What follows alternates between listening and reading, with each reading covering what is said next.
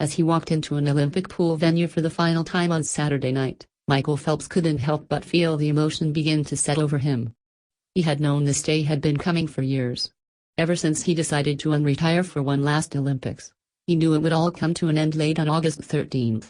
He expected there would be emotions. How can there not? This was nothing like 4 years earlier in London, where he left the sport of swimming kicking and screaming and eager to put lane lines and kickboards in his rearview mirror as quickly as he could. This time, he had embraced the journey, became a team leader and rediscovered the love for the water he had as a little boy. So of course there would be tears, even before his final race began. Walking down the warm-up pool deck, I started getting choked up thinking this is my last this is my last that, Phelps said. It was definitely more emotion than in 2012. And I think that's a good thing. He wasn't alone. Bob Bowman had coached Phelps for 20 years. He watched Phelps grow from an eager 11-year-old into a hard-headed, complicated competitor and to a grown father and leader. He had once worried about who Phelps was hanging out with and what they might be up to. At one point, the relationship between Bowman and Phelps had devolved into ferocious, profanity-laced arguments, with both of them swearing they would never talk to the other again, only to somehow return. And yet, here at the end, for the past 21 months, their bond had become everything it always should have been. They respected one another, vacationed together, laughed, worked hard but had fun doing so. So of course, when Phelps began his final warm-up swim before the men's 4x100-meter medley relay final, Bowman had to excuse himself. "I just walked off like I was going to the bathroom," Bowman said. "I spent the whole day thinking about sentimental stuff. The last time I will see him swim freestyle. The last 200 The last time I'm going to watch him do this 25 or that 25. I got emotional. I don't think he even knew." By the time Phelps stepped onto the competition deck, the tears were in check for the time being. He had just one thought: get the lead. The United States had never lost the men's medley relay, and they weren't going to start now. Not in the last swim of Michael Phelps' career. His motivational speech to his teammates was simple but effective. He said, "I don't have anything to say, but let's just go out there and kill it," Ryan Murphy said. It wasn't much, but that was enough for me to get hyped. Murphy began the American charge by setting a world record time in the 100 backstroke during the first leg of the relay. But thanks to a monster breaststroke by Great Britain's Adam Peaty, Phelps entered the water on the third leg with the Americans trailing by 0.61 seconds. In a way, this was exactly how it was supposed to be, the United States needing Michael Phelps to help them to victory. 100 meters and a little more than 50 seconds later, Phelps and his strong butterfly stroke handed teammate Nathan Adrian a 0.41 second lead that the Americans did not lose. And just like that, the greatest career in Olympic history came to an end. "This was the cherry on top that I wanted," Phelps said after the race. "I couldn't be any happier with the end of my career." With that last race of the aquatics schedule in Rio, Phelps won his 28th career Olympic medal and his 23rd gold.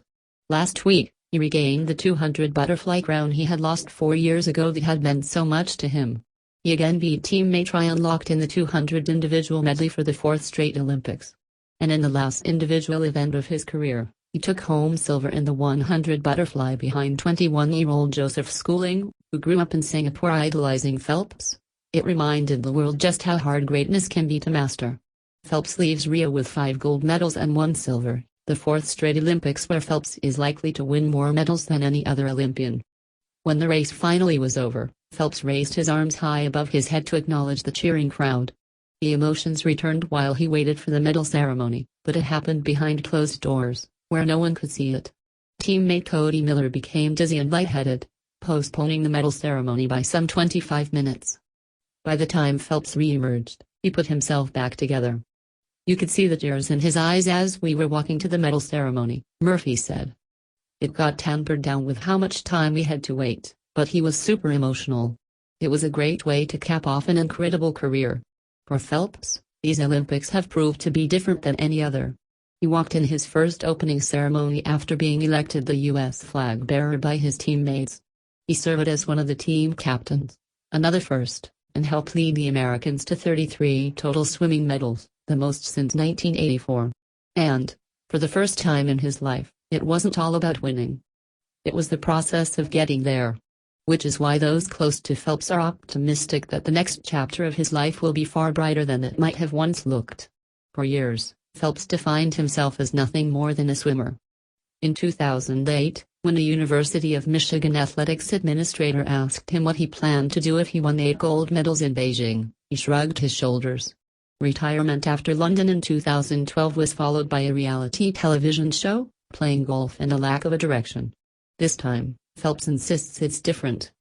He will no longer have swimming to keep his life within the boundaries, to bring him happiness, contentment, sobriety. But he doesn't need it. He finally knows who he is beyond a swimmer. He no longer needs gold medals to define himself as a successful and productive human being. He has a fiancée who has been there through the good times and bad and loves him for the man, not the medals. He has a son who will blindingly care about him and has cried in recent days during FaceTime chats because he misses Dad. This time, Rio was closure. He knows where he is going, Bowman said. There is a baby and a house and a wife. He can see the next chapter of his life. And he can wait. I don't worry about him anymore. He's on a great path, and I think that's the biggest difference. The end of Phelps' competitive career is anything but the end of his story. In many ways, it is only the beginning. The things I've gone through in my life, this is how I'm supposed to be today, Phelps said. I wouldn't change anything that got me here. I can honestly say this is the best place I've ever been in my life.